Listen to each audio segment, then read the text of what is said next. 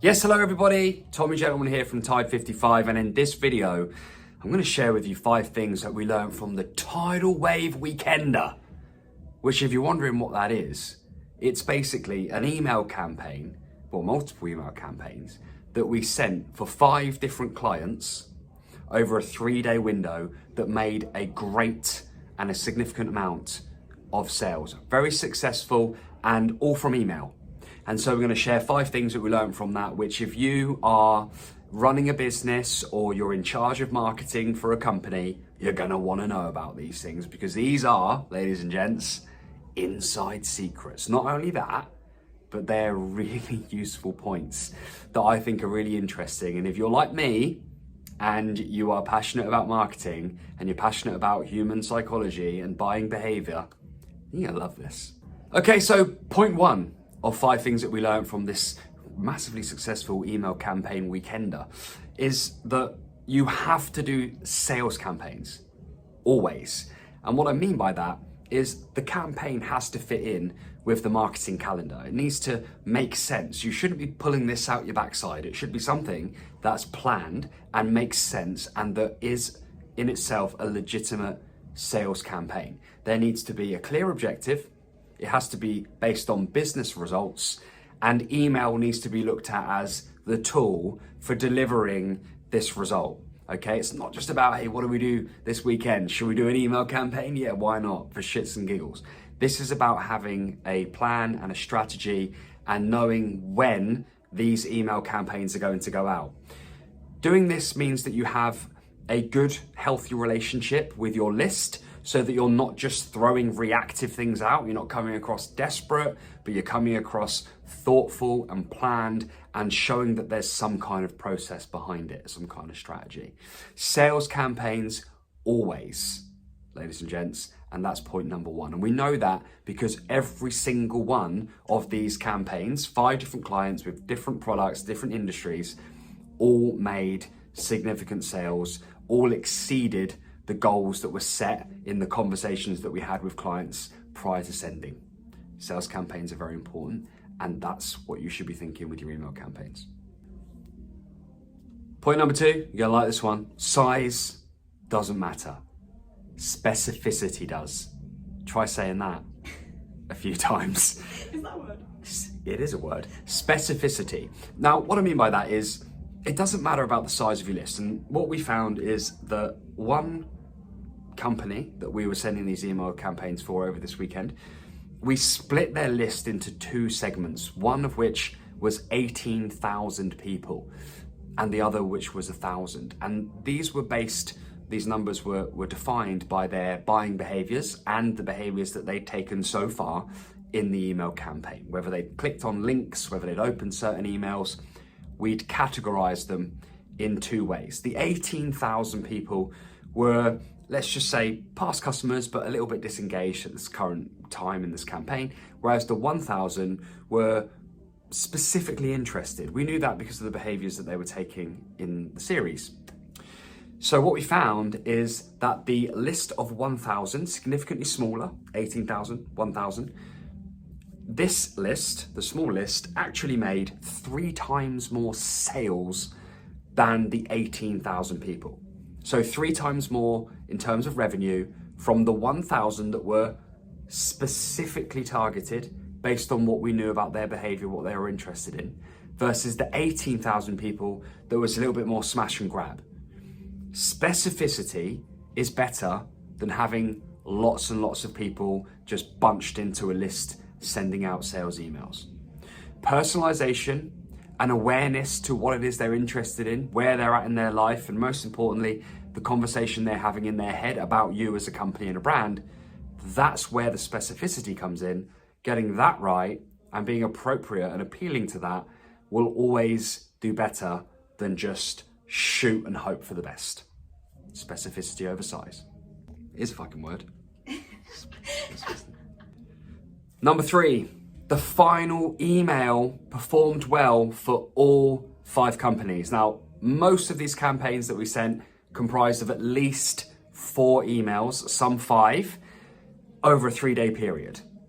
Now, that may or may not seem like a lot. Most people are scared of that. They're actually put off of the thought of sending out more than one email most of the time, because they feel like people won't want to know, that they'll unsubscribe. And yes, you do get unsubscribes. That's part of it. Get over it. But what I'm saying in this point is that final email performed well for all companies, all campaigns. So what does that mean? Well, to me, what that means is, you know what? People sometimes just leave things to the last minute. Sometimes people need reminding. They need to be given that reminder that this deal, this offer, this product is going to go away unless they take an action now. And that's not scarcity. That's just you trying to serve the customer to the best of your ability. And that's the approach that we take at Tide 55 when it comes to these emails. So what I would say to you is, if you're sending emails or you're thinking about it, you have to persist. You have to believe in yourself, and that last email could quite possibly be the best one. Could be the one that makes the most sales. Could be the one that gets people acting, taking that action, that call to action.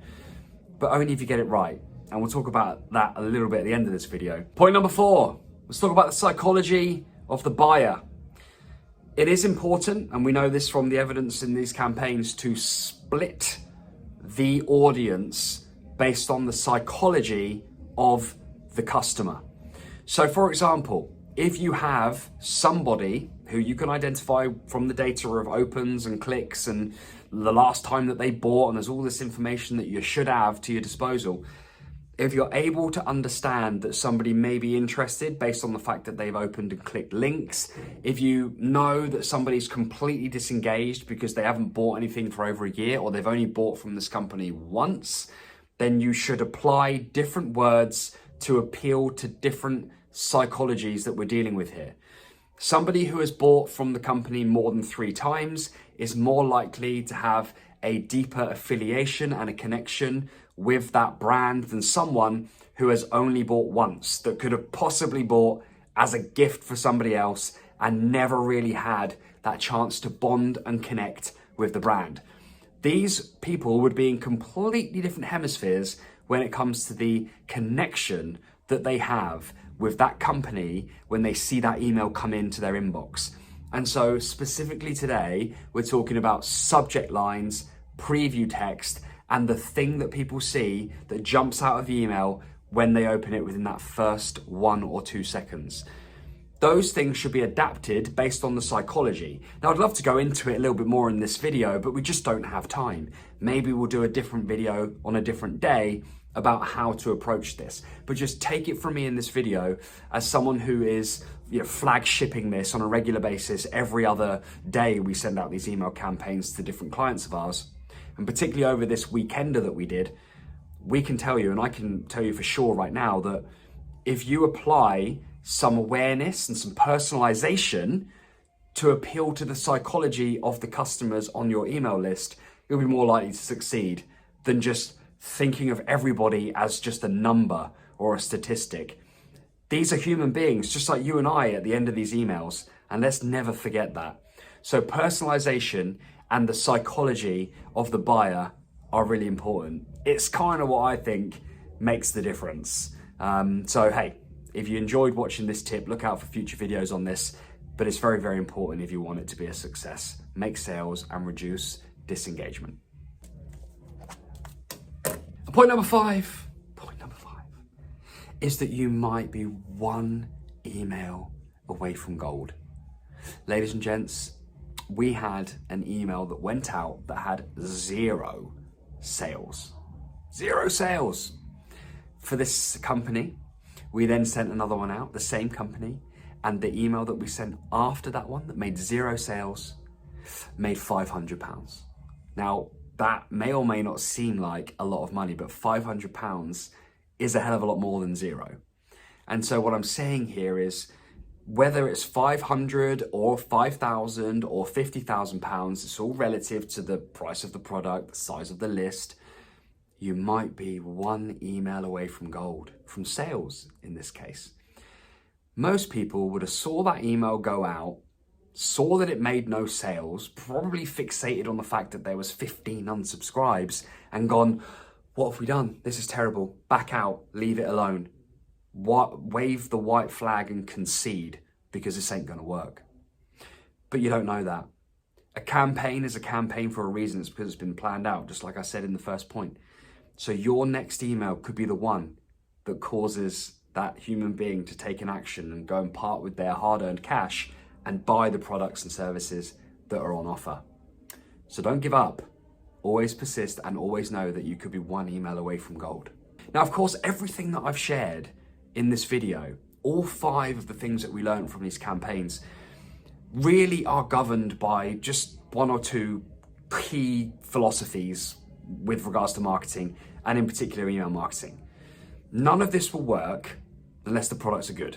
And when I say good, they have to be able to hold their own. There's no point in making £10,000 worth of sales if you get £10,000 worth of refunds. There's no point in trying to flog a dead horse, as the saying goes. The products themselves have to be good. They have to come from a good place, and they have to be going to the right kind of person, the right type of audience, and the customer base needs to be legit.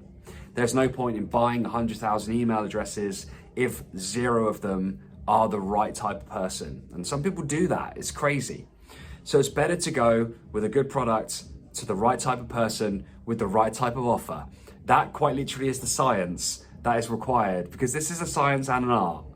The science is product, buyer, offer. Get all that right, you'll make sales. But if you don't, you won't. The art is in the delivery. And that leads me to my sort of second key philosophy really when it comes to this sort of thing. This isn't about setting up marketing automations. This isn't about, believe it or not, planning 5 emails. This one's gonna go out this time, this one's gonna go out that time. Send this one to these people, send that one to those people, and leaving it, putting your feet up and enjoying the passive income. That's not what it's about. And I don't want you to think for a single second that that's what I'm saying. Because a lot of people say that. A lot of people say, hey, automation, put it all together, sit back, make sales, pina coladas, it's great. Now, it can, of course, be great in terms of the result, but hard work is still required and a key attention to detail. So I like to think of it less of an automation and more of a having your cards and knowing which one to play at what time, what to lay down in what order throughout the campaign. So although there is an automation to it, it's more of a semi-automation.